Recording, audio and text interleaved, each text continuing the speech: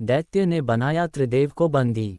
त्रेता युग का वह काल जब पृथ्वी पर धर्म का संतुलन बिगड़ रहा था। असुरों और दैत्यों ने अपनी शक्ति के बल पर देवताओं को परेशान करना शुरू कर दिया था। इस कथा में एक ऐसे दैत्य की बात है जिसने अपनी तपस्या और बलिदान से इतना सामर्थ्य प्राप्त कर लिया कि उसने त्रिदेव ब्रह्मा, विष्णु और महेश को भी बंदी बना लिया। ये कथा केवल उसकी शक्ति का वर्णन नहीं करती, बल्कि यह भी बताती है कि अहंकार और अधर्म के कारण उसका पतन कैसे हुआ।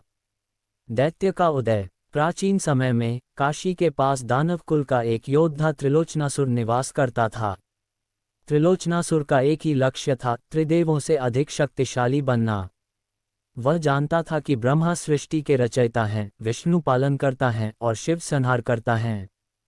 त्रिलोचनासुर को विश्वास था कि यदि वह त्रिदेवों को हराकर उन्हें बंदी बना ले तो वह पूरे ब्रह्मांड का अधिपति बन सकता है। कठिन तपस्या। अपने उद्देश्य को पूरा करने के लिए त्रिलोचनासुर ने कठोर तपस्या शुरू की। वह पहले भगवान ब्रह्मा को प्रसन्न करने के लिए गया। उसने कठोर तपस्या की और वर्षों तक अन्न और जल का त्याग किया। उसकी तपस्या से प्रसन्न होकर ब्रह्मा जी ने उसे वरदान देने की इच्छा से प्रकट होकर कहा, त्रिलोचनासुर, तुम्हारी तपस्या ने मुझे प्रसन्न किया है, वर मांगो। त्रिलोचनासुर ने कहा, हे ब्रह्मदेव, मुझे ऐसा वरदान दीजिए कि मेरी मृत्यु ना हो सके। ब्रह्मा जी बोले, ये संभव नहीं है, मृत्यु तो हर जीव का सत्य है। त्रिलोचनासुर ने चतुराई से कहा, तो मुझे ऐसा वरदान दीजिए कि मैं केवल एक व्यक्ति के हाथों मारा जाऊं जो न पुरुष हो न स्त्री। ब्रह्मा जी ने उसे यह वरदान दे दिया।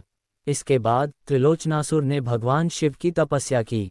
उसने हिमालय में जाकर कठिन व्रत का पालन किया और केवल वायु पर निर्भर होकर शिव की आराधना की। शिव जी प्रसन्न हुए और वरदान देने के लिए प्रकट हुए। त्रिलोचनासुर ने उनसे अजेय होने की शक्ति मांगी। भगवान शिव ने उसे युद्ध में अजेयता का वरदान दे दिया। त्रिदेव को बंदी बनाने की योजना। त्रिलोचनासुर के अहंकार ने उसे अधर्मी बना दिया। वह वरदानों के कारण अजेय हो गया था और देवताओं पर अत्याचार करने लगा। एक दिन उसने विचार किया कि यदि त्रिदेव ही उसकी शक्ति के सामने झुक जाएं, तो वह सच्चा विजेता कहलाएगा। उसने अपनी माया का सहारा लिया और त्रिदेवों को अपने जाल में फंसाने की योजना बनाई। त्रिदेव का अपहरण। त्रिलोचनासुर ने एक अद्भुत मायावी यंत्र तैयार किया जिसे त्रिलोचन चक्र कहा जाता था। ये यंत्र इतना शक्तिशाली था कि इसमें प्रवेश करने वाला कोई भी जीव अपनी शक्तियां खो देता था। उसने इसे अदृश्य कर दिया और इसे कैलाश पर्वत, वैकुंठ और ब्रह्मलोक के पास स्थापित किया। सबसे पहले उसने भगवान ब्रह्मा को लक्षित किया। वह ब्रह्मलोक पहुंचा और अपनी माया से ब्रह्मा जी को अपने जाल में फंसा लिया। ब्रह्मा जी को बंदी बनाकर उसने उन्हें त्रिलोचन चक्र में डाल दिया। इसके बाद वह वैकुंठ गया और भगवान विष्णु को छल से अपनी माया में फंसा लिया।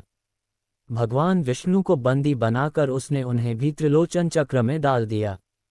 अंत में वह कैलाश पर्वत गया।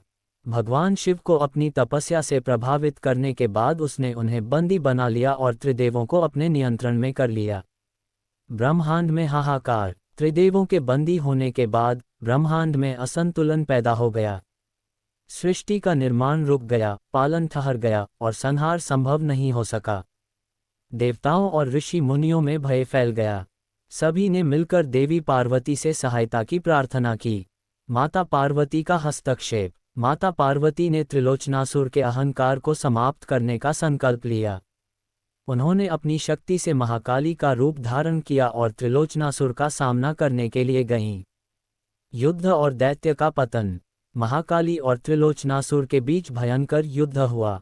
वरदान के कारण त्रिलोचनासुर को कोई हरा नहीं पा रहा था, लेकिन महाकाली ने उसकी मृत्यु के लिए एक युक्ति निकाली।